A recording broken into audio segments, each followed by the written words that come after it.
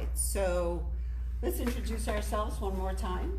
All right, I'm Lisa Radasta, board certified veterinary behaviorist. And I am Mindy Cox, and I am a certified professional dog trainer. And today we're here to talk, among other things. Here we are, Lisa. You did it, Mindy. We're there. Yay! We're going to talk about, we promised you 5 tips for your frantic Fido during firework festivities. I knew you would come up with something really snazzy. And you didn't have hardly any time to think about it. I'm like, can you think of something? I just thought of that. You're No, so I semi-thought about it. Actually, I posted something like that earlier. But we're here to talk about that because that is a huge problem.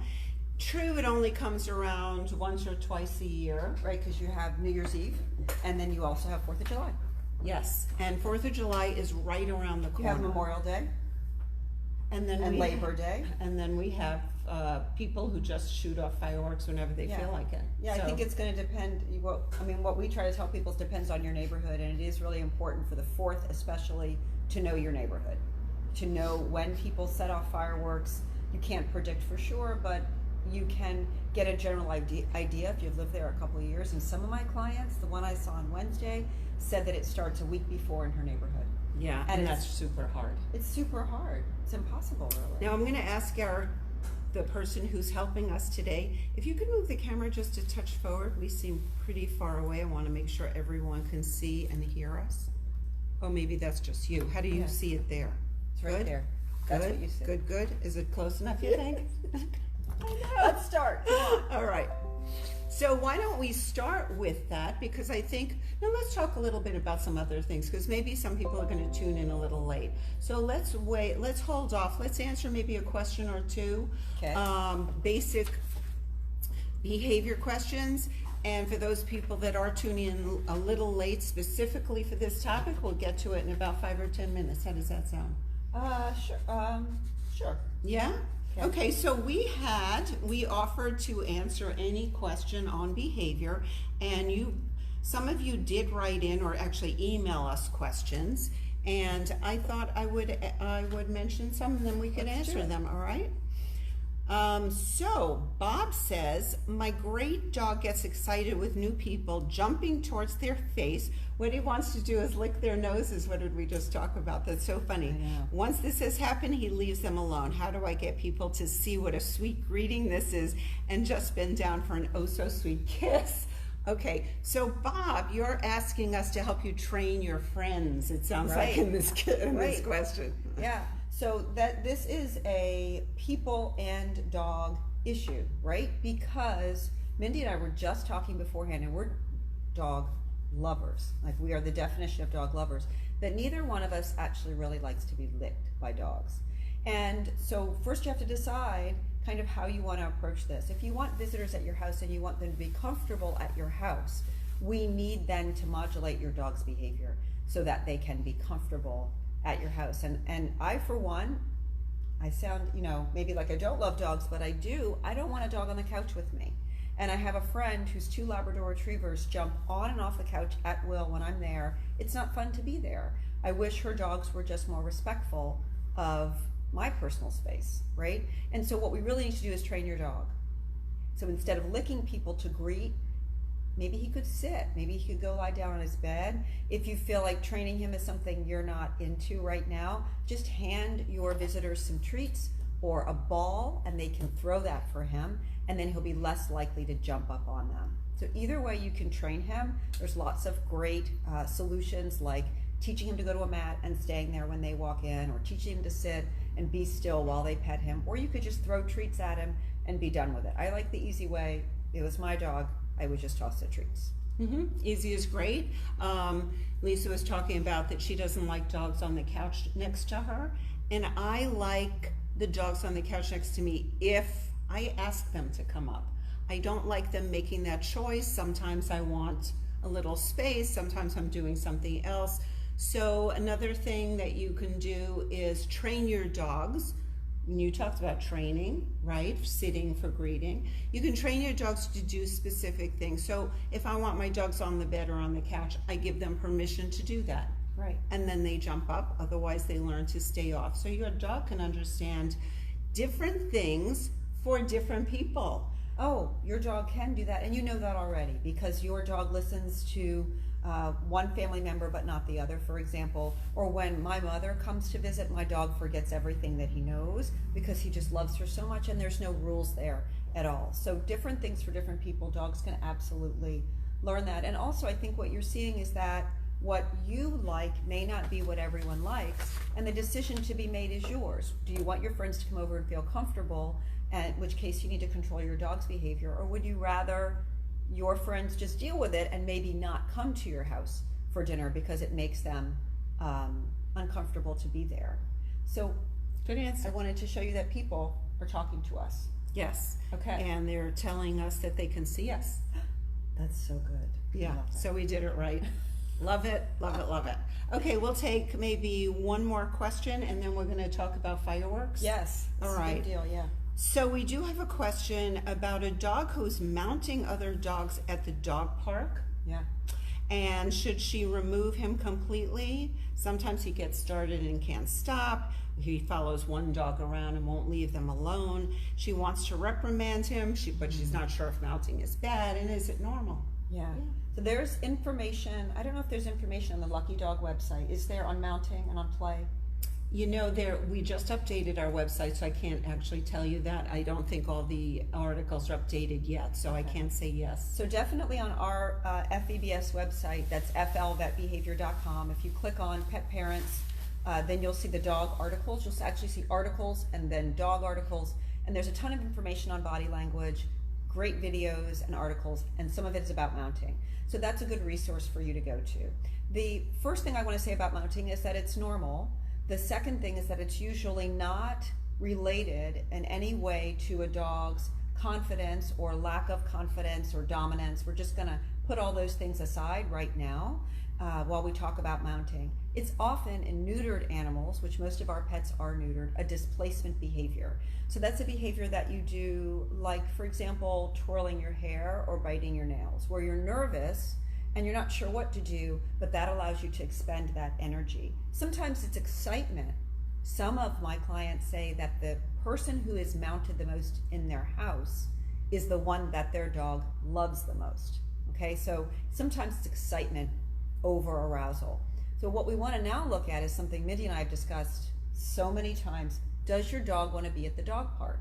And I would say this is a daily conversation between myself and my clients. Does that happen for you too? Is it a common conversation? Yes, because I think people feel like their dog should be at the dog park, has to be interacting with other dogs, must be social, and they don't really pay enough attention to, is the dog really enjoying it? Is the dog having a good time?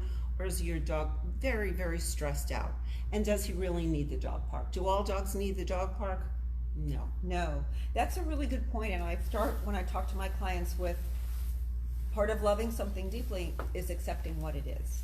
And if your dog is not social, that's okay. He doesn't have to be social for his emotional or physical well-being. As a veterinarian, I don't need dogs to play with other dogs. It does not prolong their life. And if it's stressful for them, that stress could potentially cause chronic stress, which could shorten their life. So we want to look at, does the dog enjoy that or not? If the dog is not playing, so that's going to be paws on the ground, up to the elbow, butt in the air. That's called a play bow. If your dog isn't self-handicapping, you can Google that word. You can find it on our website too, which means rolling over onto his back in play. If he's not sometimes chasing and sometimes being chased, I'm going to start to question whether my dog likes being there. The act of running loose is great for dogs, but that doesn't mean that dog likes playing. So really analyze whether or not your dog wants to be in that place. So related to this question, let's assume the dog does a great, plays well at the dog park, but then starts to mount. Yeah. I would say perhaps that dog is starting to stress or get over aroused, which is overexcited, not sexually aroused. Right. And perhaps he needs a break. Right. Or perhaps he doesn't feel comfortable with that particular dog. Yeah, completely. And if you become a student of your dog's body language, you will be amazed at what you will know about what he is thinking. So at that moment, that dog may be causing him to get stressed. At that moment, just being at the dog park for an hour might be too much for him. So call him back to you, ask him to sit, maybe put him on a leash, take him outside the dog park, see if he heads toward the car or if he wants to go back in. It's kind of like a petting consent test, which I love those consent tests. If you take him out of the park and he's like, let's go home, you know what he was asking you to do. He was asking you to take him home. If he's like, oh my gosh, I don't want to leave, then you know he wants to stay. But asking him for consent or his opinion is a great way to know how stressed he is. Love that. Yeah, and maybe he just needs a short break and then he'll be okay going back in. So even if he wants to go in, maybe he still needs a short break. Sure. And the last thing I want to say before we leave that topic is mounting is completely normal. Do not reprimand your dog for it. I think that creates more stress. However, if you don't try to change it sometimes, another dog may really object to it and a fight can ensue. So that's my only problem with mounting. The other dog might be like, get the heck off of me, and your dog won't. And then that can be a problem. So interrupt, not correct. Interrupt, distract, don't feel the need to discipline. Yeah, great. Okay, that was great. That was a lot of good dog park stuff. Yeah. All right, so we have a lot of clients, Lisa and I, whose problem is being scared of sounds. And one of the big sounds that we have problems with, besides storms, because in South Florida, where we are taping from, because you guys are probably from all over the country listening to this, but we are in South Florida, we get a lot of thunderstorms, and that's a huge issue. But the specific noise that we really wanted to talk about today is fireworks, because that only comes around, like we said earlier, a couple of times a year, and we're going to try to talk about ways that you can manage that problem. Okay? Okay. Good? All right, fantastic. So let's start. We came up with 5 of our tips, right? Number 1 tip, contact your veterinarian now. Today's the 27th, so what do we have? 7 days till 4th of July, right? Yeah, 6 days, something like that. 7 or 8. Here's the thing. 7. Here's the thing. As a veterinarian, y'all contact us on July 3rd, and that does not work. Here's why it doesn't work. Number 1, we take off time too. You don't want your favorite vet that knows your dog and has known you for 20 years being off the day that you need meds, and the fill-in vet prescribing meds for your dog. That does not work. So number 1, we want our family vet to be a part of this, and sometimes vets do take time off, so you want to get in there early. Number 2, psychotropic medications that alter how you think or feel or your general energy level, okay? Any medication like that is inherently unpredictable in its effect. Don't get scared by that, but what I mean is I can't predict if Xander, Mindy's dog, is going to respond with complete sedation at one dosage, and my dog, Maverick, will be running around the house perfectly fine at the same dosage, even though their weight is very similar. So when your veterinarian prescribes the medication, you must test it. You have to test it prior to, I'm going to say June 30th, because you have to give your vet time then for you to call your vet back and say, this is what happened, and for he or she to then prescribe the medication at a different dose or give you a different medication entirely. So number 1 tip, please get with your vet right now. As soon as this is over, pick up the phone. Good one. Okay. So that's tip number 1. That's super important because you need your dog to be have a way to become more relaxed during this sound issue, and your vet will give you instructions on when to give it. That's important. Oh my gosh. Do not give it when you start to hear rumbling. You're going to have to give it way before then, and depending upon the drug, some drugs take longer to take effect than others. Yes, and that's tip number 2. We want you to start early with the medication and with everything else we're telling you. So these next 3 tips do not apply to medication, okay? Just the first 2. We want you to come to the party early. Do not be late. So if in fact your fireworks in your neighborhood start, they start around noon when everybody's barbecuing, let's say, I'm gonna dose my dog with medications usually about 2 hours prior to that. Now that is gonna depend somewhat on what your veterinarian prescribes, but I would say 90% of the medications we will prescribe are going to need to be on board about 2 hours prior to the fireworks to get a really nice plane of anti-anxiety prior to the sounds.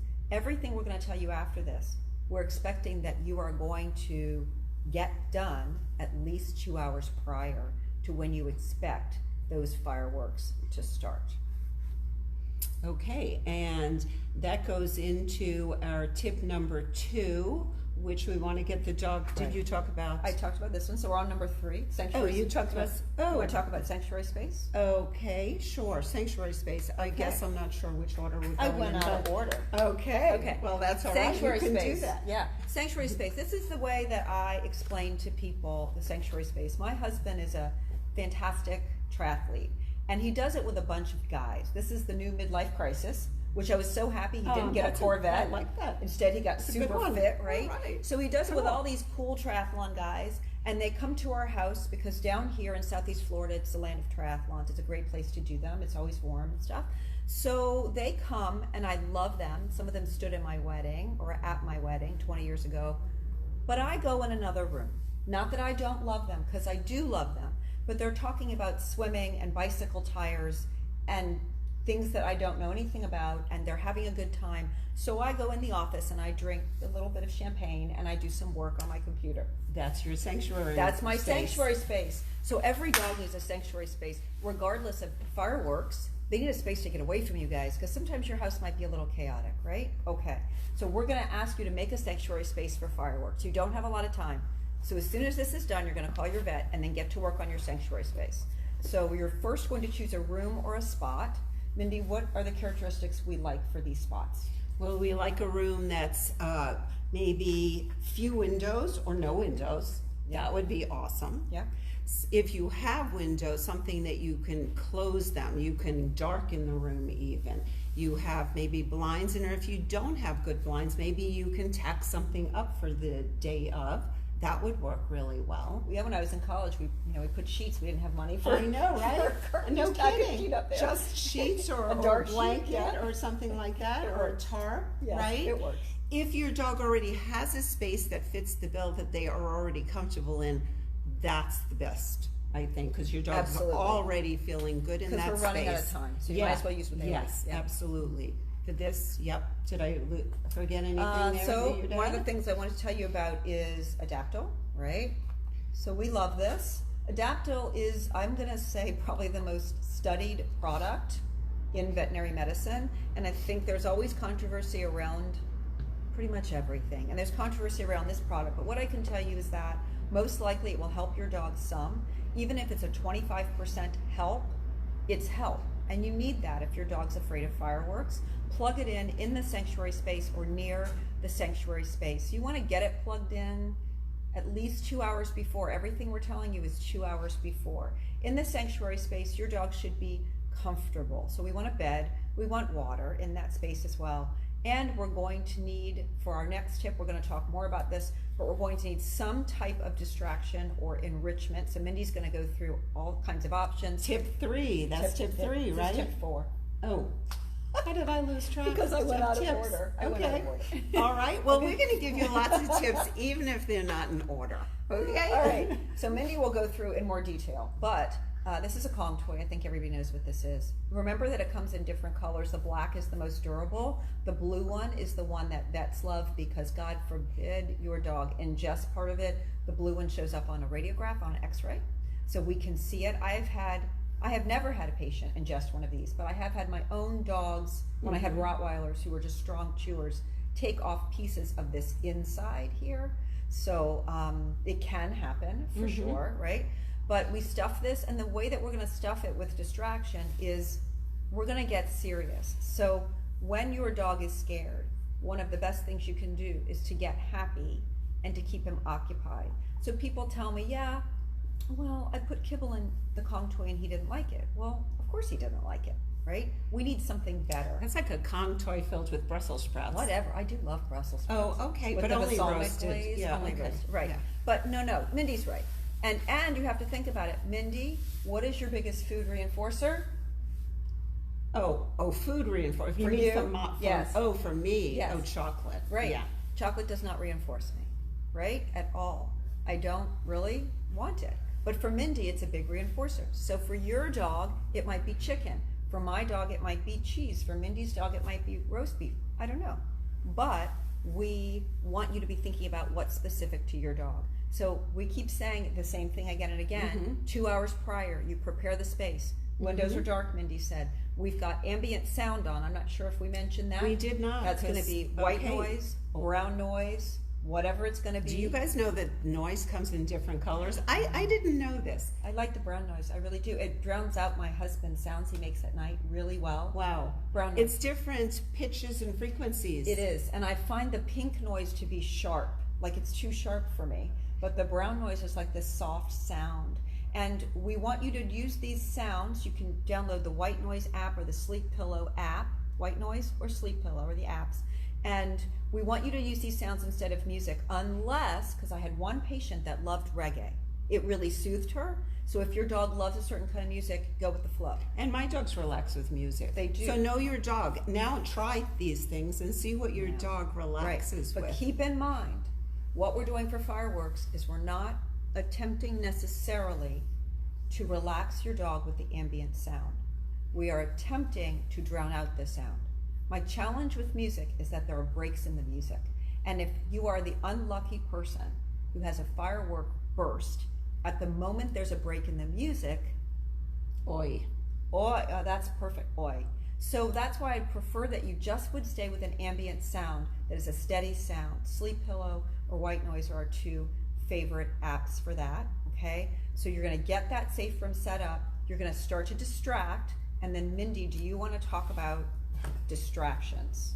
Yes, I am just jotting down Sleep Pillow and White Noise, Those right? are my two favorites. And yeah. later I will upload those when I have time to. Oh, awesome. Will you put Adaptil on there too? Yes, absolutely. So I just want to review slightly. Yeah. Catch everyone up.